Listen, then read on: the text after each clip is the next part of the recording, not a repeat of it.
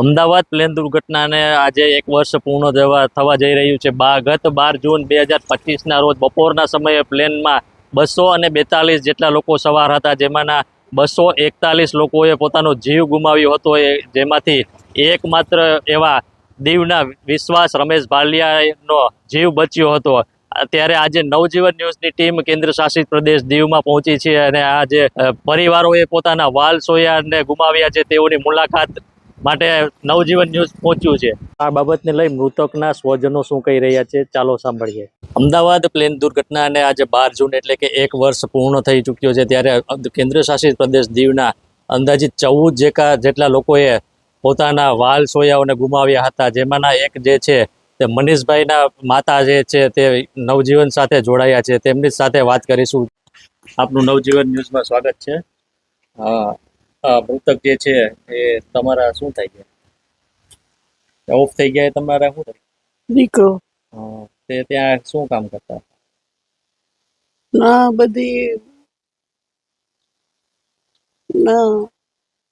બધી કામ કરતા હતા.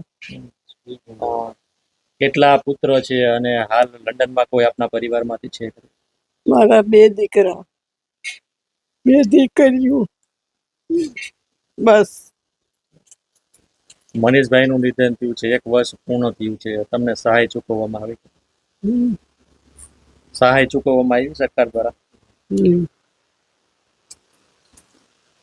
તો આ હતા મનીષભાઈના માતૃશ્રી. તેઓ દ્વારા જણાવવામાં આવ્યું હતું કે દુર્ઘટનાને 1 વર્ષ વીતવા છતાં પણ આજ દિન સુધી તેઓને સહાય ચૂકવવામાં આવી નથી અને કાગળો કરવા માટે પણ દર ભટકવું પડે છે.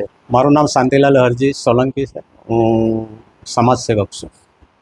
વાત કરવામાં આવે તો 12 જૂન 2025માં વિમાન દુર્ઘટનામાં 14 લોકોના મોત થયા હતા.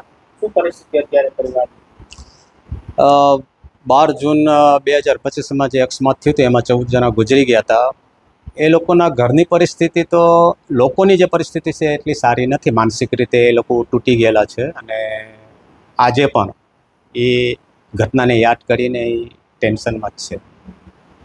કેટલાક લોકો સ્થાયી થયેલા છે વિદેશની અંદર? વિદેશમાં 35% થી 40% જેટલા લોકો અમારા પૂરા દીવ વિસ્તારના સ્થાયી થયેલા છે.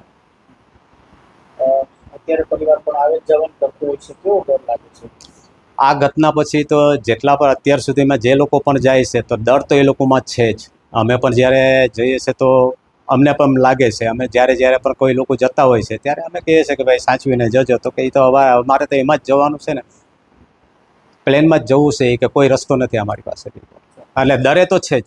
છોકરો જે વિશ્વાસ નામ છે તે આ પ્લેન દુર્ઘટનામાં માત્ર એક જ વ્યક્તિ એવો છે કે તે બચી ગયો હતો. તે અત્યારે ક્યાં છે? એના પરિવારની સ્થિતિ છે? એ વિશ્વાસ જે અત્યારે છે એ યુકે છે અને વિશ્વાસનો એક ભાઈ પર એમાં હતા નાના, એનું પણ મૃત્યુ થયું છે અને એના ઘરના આજે બી આઘાતમાં જ છે. મારો પરિચય સુલેમાન ઇબ્રાહિમ છે અને અમે બગેચીમાં રહીએ છીએ. અમારો ધંધો વિદેશનો છે. અવારનવાર અમે વિદેશ વર્ષ 2 વર્ષ જઈ શકીએ છીએ. અત્યારે અમારે વિદેશ જવું તો બહુ મુશ્કેલી જેવું છે, કારણ કે અમારા ફૈઝાન અખ્તારી 12 જૂનના 2025ના પ્લેન ક્રેશમાં પાસવે થઈ ગયા છે. તો એનો બહુ અમને મોટો અફસોસ છે. અફસોસ એટલે બહુ ઘેરો અફસોસ છે. અમારા અફસોસ કરતાં અમારી ઘરવાળી ગુલબાનુએ બહુ પૂરો એના નવાસા ફૈઝાનનો અફસોસ લઈ લીધો છે અને એની મમ્મી એને માને વકાલત કરતા ગયા હતા કે મારા દીકરાનું ધ્યાન રાખજે, મારા દીકરાનું તું બધું હરેક વસ્તુ કરી દેજે. તો એની વકીલાત ફૈઝાનની પૂરી કરી એની મમ્મીએ, ગુલબાનુ ભોઈએ. પછી શાદી બી કરાવી એ લોકોએ, મમ્મીએ નાની માએ કે મારે શાદી જ કરવી છે. હા ભાઈ કરી નાખ. મેં તો ના પડતા કે શાદી અમે નથી તો કરવાની છે, છતાં બી નાની માએ એને શાદી કરાવી દીધી ભરૂચમાં. એના મનપસંદથી એને ઓનલાઈન પસંદ કરી છોકરી અને શાદી કરી કે મારે અહીંયા કરવાની છે. અત્યારે પરિવારમાંથી કોઈ વિદેશ જાય કેવો ડર લાગે? બહુ ડર લાગે છે, બહુ ડર લાગે છે. વિદેશ જવું એટલે અમને બહુ અઘરું લાગે છે અત્યારે. તમે પણ 1 વર્ષથી ત્યાંથી અહીંયા આવ્યા હતા? નહીં, અમને ડરના મારે જ આવ્યા નતા. અમે તમારી ઘરવાળી બીમાર છે એટલે અમારે આવવું પડ્યું, કારણ કે અહીંયા અફસોસ ત્યાં મળ્યો નહીં એમ ડૉક્ટરનો. એટલે અમે અહીં તાત્કાલિક આવ્યા, છતાં પણ અમને કોઈ રિઝલ્ટ ત્યાં મળ્યું જ નથી. એટલે 2 મહિના થઈ ગયા આજકાલ.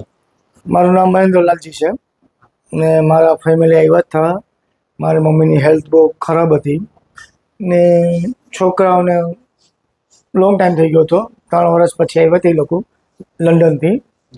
તો ચાલો કે મમ્મીને જોતા આવશે અને થોડા છોકરાઓને મલાવતા આવશે, 1 મહિનો એન્જોય કરશું. નહીં પછી એન્જોય કર્યું, ખાધું પીધું, બહુ વ્યવસ્થિત પરિવાર હતો, ખુશ હતું, કોઈ ટેન્શન નહોતું. મમ્મીની બિકોઝથી આવ્યા હતા એ લોકો એ માટે આવ્યા હતા કે મમ્મીને જોવા માટે જ આવેલા હતા.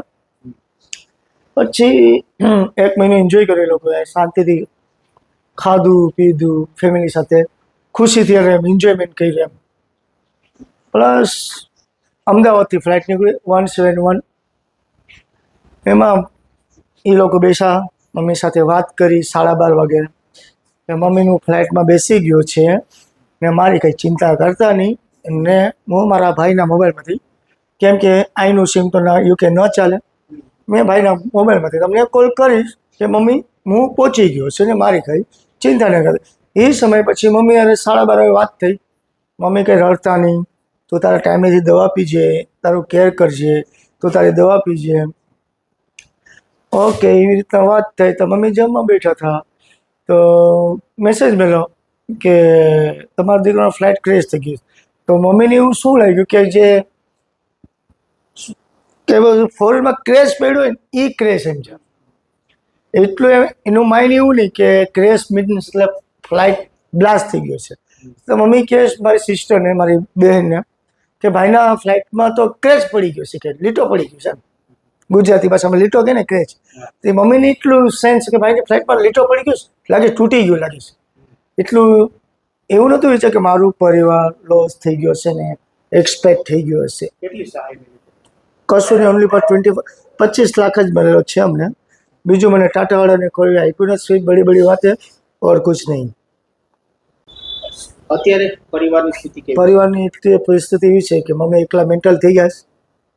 એકલા એના છોકરાને, એના દીકરાને યાદ કરે છે કે મારો દીકરો આવશે, મારો દીકરો આવશે. મારો દીકરો મારે ફોન પર વાત કરે છે, એકલા ફોન પર વાત કરતા મેન્ટલ થઈ ગયા છે. અને બેન છે 24 અવર્સ લડા રાખીશ ભાઈને, મારા બચ્ચાઓને. પાયલોટ ઉપર આરોપ ને નાખવા પાયલોટનો કોઈ કશું વાંક નથી, બિકોઝ કે એનાની ફ્લાઇટની બોઈંગ 171 બોઈંગ કંપની બનાવવાનો જ વાંક છે. ને પાયલોટ પણ એમ બ્લેમ કરે છે કે જેની ફ્લૂ બંધ કરી દીધું. તો કોઈ બેવકૂફ તો નથી કે કોઈને પોતાનો બી જીવ વાલો હશે ને પાયલોટ બી ધુરેન્દ્ર, એમને થોડું કંઈ યાર કે કોઈને બીજાના 242 માણસ એની પર જવાબદારી હશે ને ડાયરેક્ટલી ફ્લૂ શા માટે બંધ કરે? પાયલોટનો શું લેવા દેવા છે? કોઈને જાન લેવાનું એને પાયલોટ શા માટે એવું વિચારે? તમારે શું માંગણીઓ છે? મારી માગણી એમ છે કે પાયલોટ પર કોઈનો બ્લેમ ન કરે ને અમને જસ્ટિસ મળવો છે, ન્યાય મળવો છે, અન્યાય નહીં મળવો, અન્યાય ન થવો જોઈએ. અમદાવાદ પ્લેન દુર્ઘટનામાં મૃતકોના સ્વજનો દ્વારા જણાવવામાં આવ્યું હતું કે આજે 12 જૂન એટલે કે 1 વર્ષ પૂર્ણ થવા આવ્યું છતાં પણ વિમાન કંપની દ્વારા જે મૃતકોના સ્વજનોને જે સહાય ચૂકવવાની જાહેરાત કરવામાં આવી હતી તે પણ હજુ સુધી આપવામાં આવી નથી. તેમજ આ મૃતકોના પરિવારજનો આર્થિક અને શારીરિક રીતે પણ ભાંગી પડ્યા હોય તેવું જોવા મળી રહ્યું છે. ધર્મેશ જેઠવા, નવજીવન ન્યૂઝ, દીવ.